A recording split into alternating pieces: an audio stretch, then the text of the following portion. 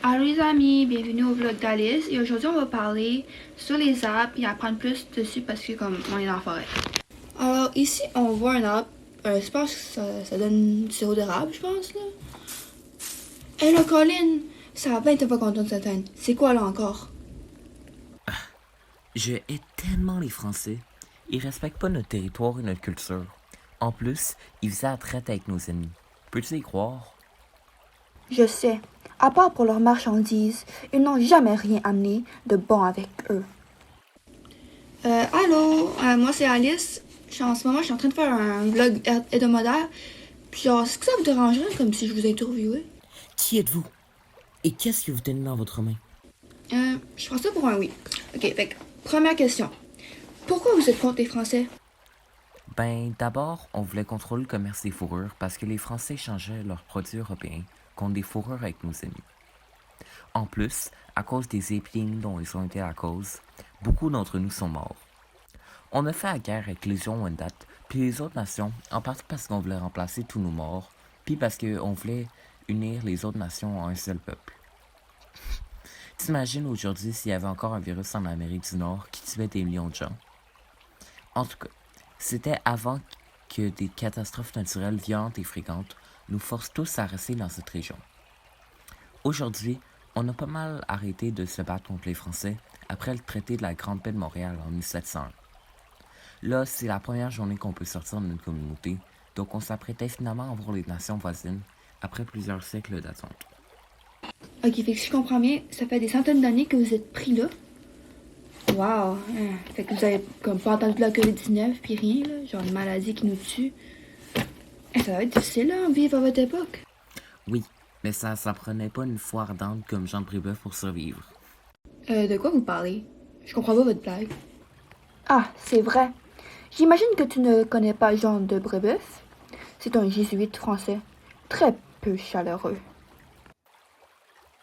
Est-il encore vivant? On pourrait le rencontrer avec chance. Il est mort, heureusement. Mais si tu veux, je sais où une de ses descendantes, la belle Marie de Brébeuf, vit. Elle a développé une peur envers tous les autochtones depuis qu'elle sait ce qui s'est passé près de la baie Georgienne. Elle vit pas loin, à seulement quelques kilomètres d'ici. On peut te conduire, à condition que tu nous fiches enfin la paix. Ok, parfait, on vous suit. Oh my god. Est-ce qu'on est bientôt là? Mes jambes me tuent. Je pense que je vais m'asseoir quelques secondes. Chut! Elle est là. La fille que vous voyez est Marie de Brébeuf. Elle est accompagnée du capitaine de la milice. Il ne faut pas qu'elle me voie. Bonne chance. Je pars maintenant. Allô? Est-ce que vous êtes bien Marie de Brébeuf? Puis vous êtes jointe du capitaine de la milice? Pour l'amour du ciel, que se passe-t-il? Oui, je suis Marie de Brébeuf, descendante de Jean de Brébeuf. Mon ancêtre s'est fait brutalement tuer par les Jurons qui l'ont torturé avant de l'avoir brûlé encore en vie et d'avoir mangé son cœur.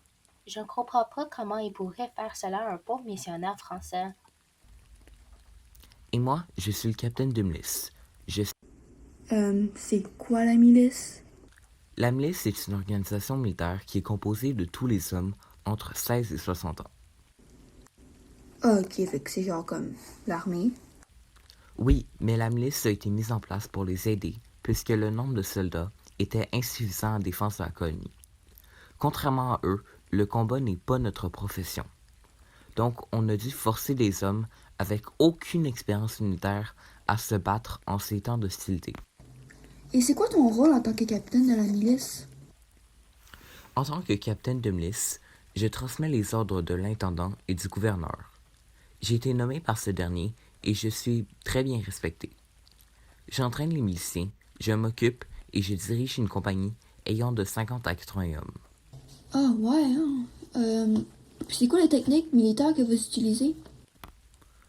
Nous avons utilisé beaucoup de techniques autochtones lors des guerres. Par exemple, nous nous déplacions avec des raquettes et des canots.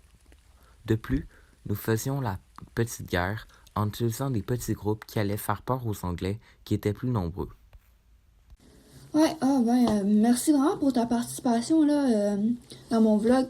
Et moi, je te souhaite une bonne journée, hein? Merci beaucoup. Ok, guys, c'est tout pour aujourd'hui avec mon vlog avec les Autochtones puis les Français.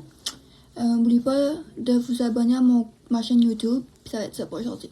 Fait que, bye!